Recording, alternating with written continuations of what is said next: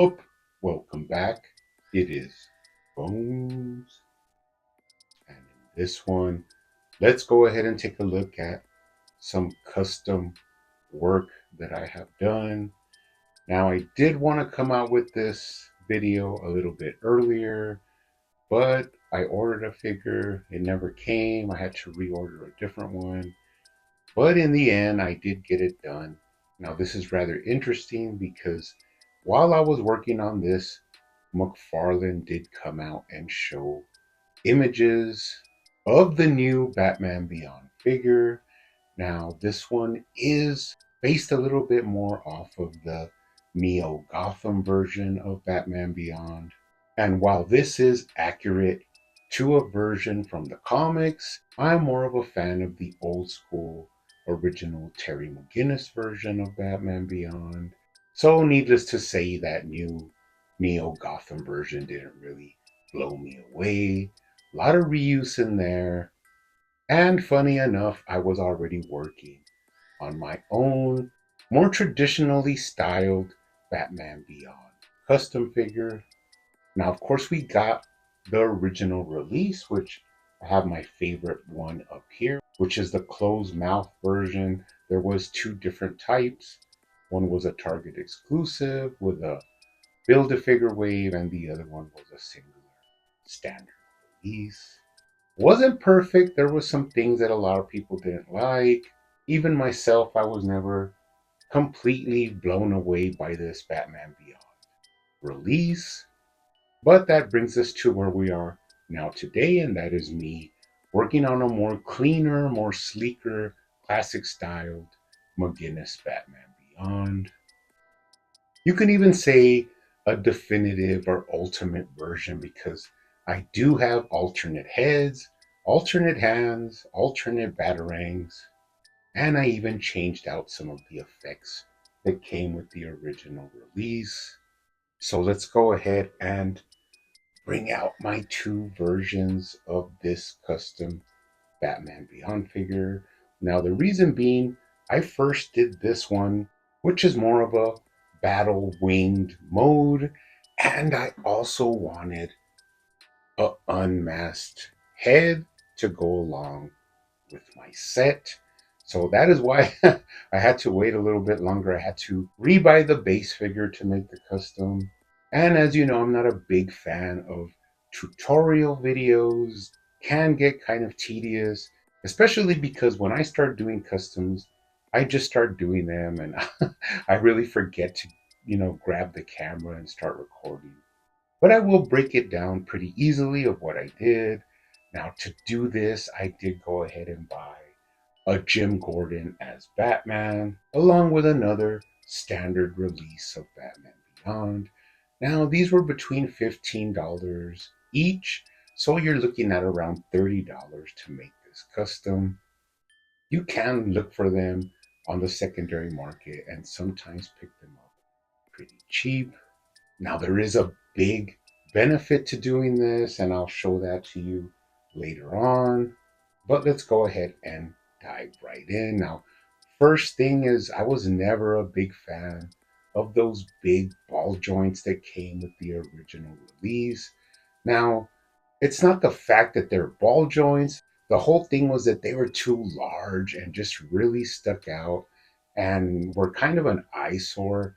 Now, you could remedy this by putting a smaller black ball joint, but I, for one, came to the realization that you could completely skip all over this and get a cleaner look by using the ankle joints that are sculpted out. Now, the black Jim Gordon as Batman is perfect for this. You can see where the ankle joints are going to fit right in to the original Batman Beyond these. And of course, you do have to heat these up, pop them out.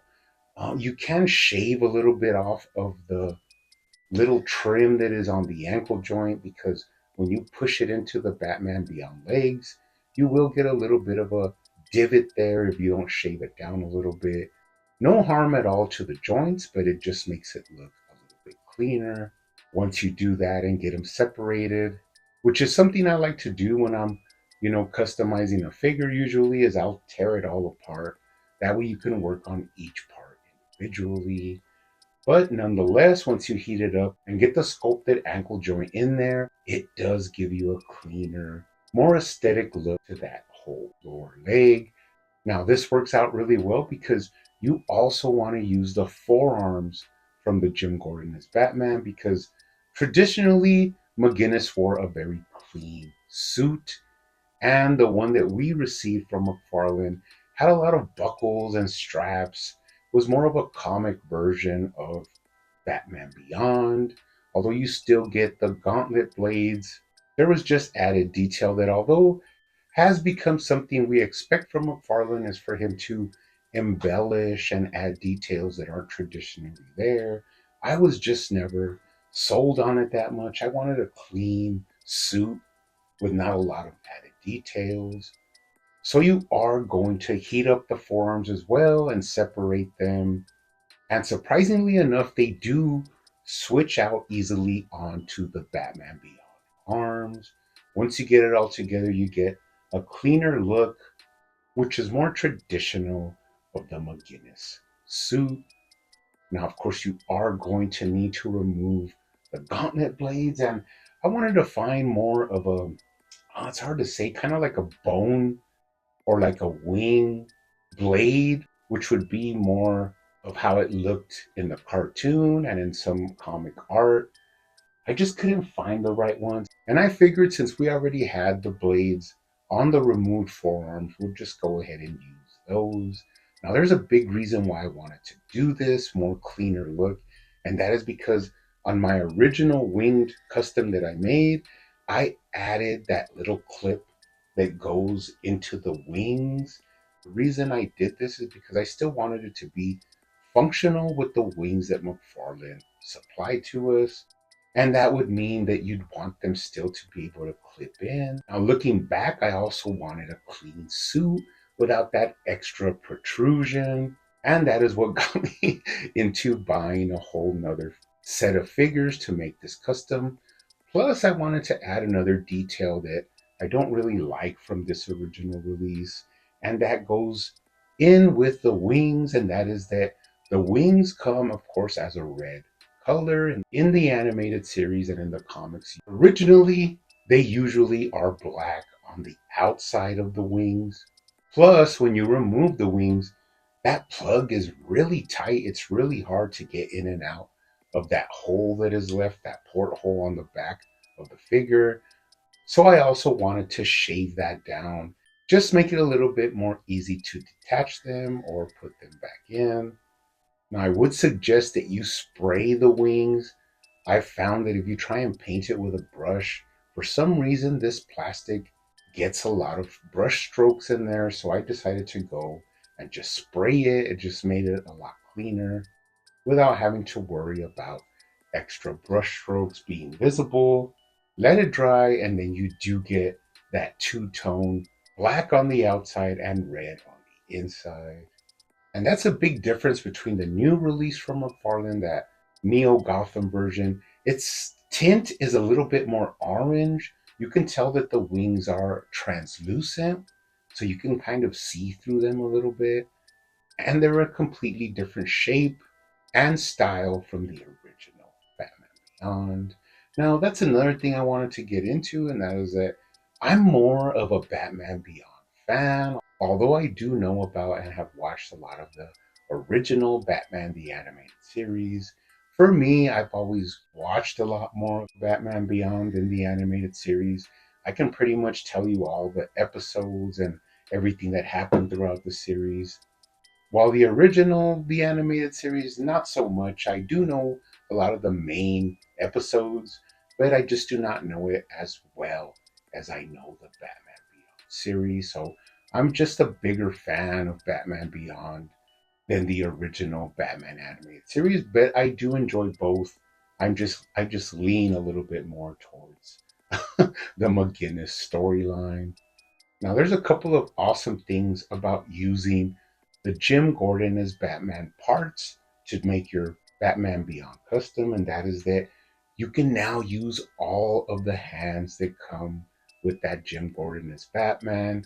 You can use the pointy gesturing finger, you can use the fist, You can use the open splayed hands, and you can still use the clawed hands, although you do have to mod it a little bit to get them to fit in. But those still do work well with this custom figure. Really like those clawed hands that are a function from the original suit on the show. Now, of course, you have the rocket boosters that came with the original release, but for some reason, I enjoyed more of these little yellow ones. I'm not sure where these are from. They do come with the new Manhunter robots, but the little blast just works a lot better for me than that really big, over exaggerated blast from the original release. Now, aside from being able to use all of the hands from Jim Gordon, the sculpted wrist joints also work a lot better, giving you a clean line around the wrist into the hand.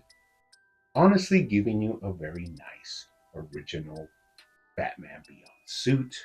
So once you do cut off the gauntlet blades and get them glued onto this custom version, you are almost complete with the custom.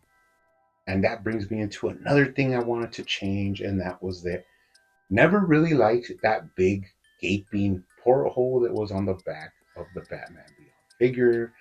And although I'm not the greatest sculptor or, using epoxy, that is what I quickly did. I did add some epoxy to the hole, sculpted out the musculature on the back, let it dry, sanded it, and added some matte paint, giving me a figure that doesn't have that big gaping hole, but also that I could use with my unmasked Terry head. Now, the original head from the Batman Beyond, as I said, was more from the comics, so I had a lot of design lines and doesn't really give me that original feel. Now, we have received other figures of Batman Beyond. Of course, you have the DC Universe Classics version, and this was always my favorite Batman Beyond figure, although not quite accurate in itself.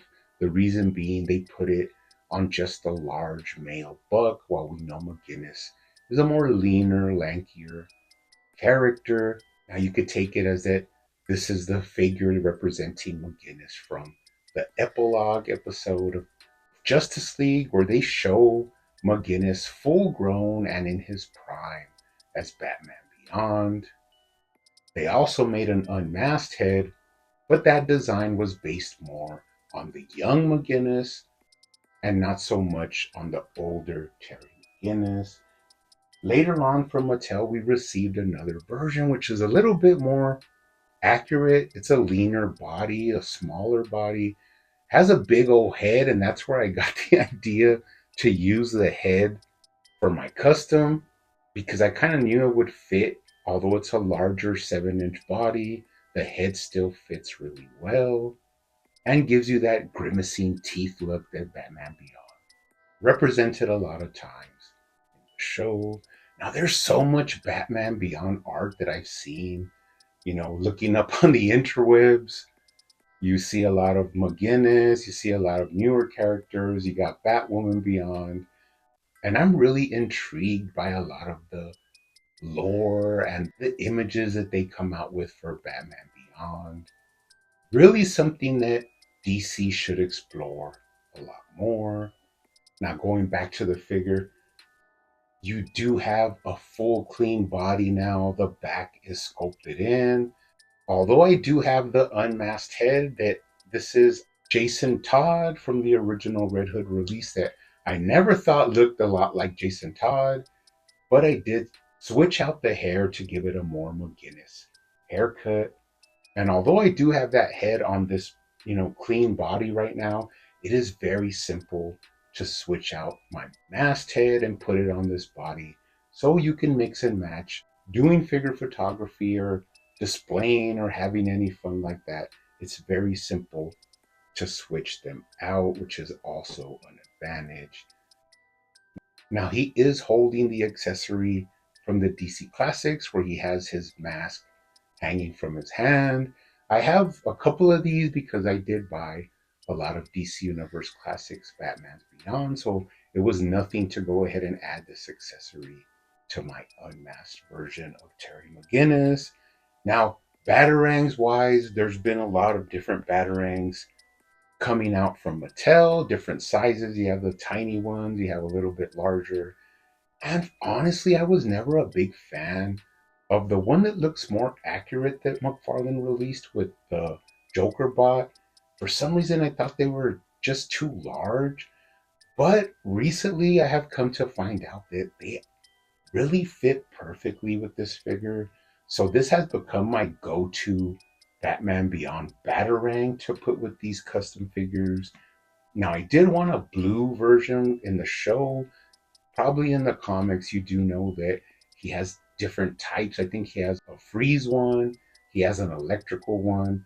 So I went ahead and repainted one in a blue metallic color just to add some spice to the accessories for my customs. So, all in all, a lot of fun, pretty simple to do, way cleaner looking Batman Beyond figure. You can get him in a lot of cool poses, very photogenic. You could swap out the heads, opening up your options for how you want the custom figures to look. But this was really fun. I am happy to now have this clean version without the wings because we are still waiting that Skyrider Batman Beyond from the show. It is still on the rumored list from McFarlane. So if we ever get that vehicle, I don't have a lot of faith in McFarlane that he's going to release a more classic looking Batman Beyond figure. I mean, who knows? He is full of surprises. He could release the vehicle and a new McGuinness styled version of Batman Beyond. But if not, I will have my ultimate McGuinness styled figures here to go along with that vehicle. So, anyways, guys, pretty happy to get through this. It was kind of some work to get this all together, but really happy with the results in the end. But you guys keep hunting out there, keep collecting, keep customizing, and I will see you on the next